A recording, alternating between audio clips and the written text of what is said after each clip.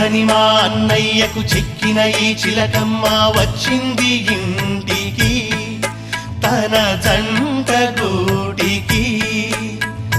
చిరునవ్వే సిరులంటూ సుగుణాలే నగలంటూ నిలుచుంది వాకిట ఈ మందార మాలిక.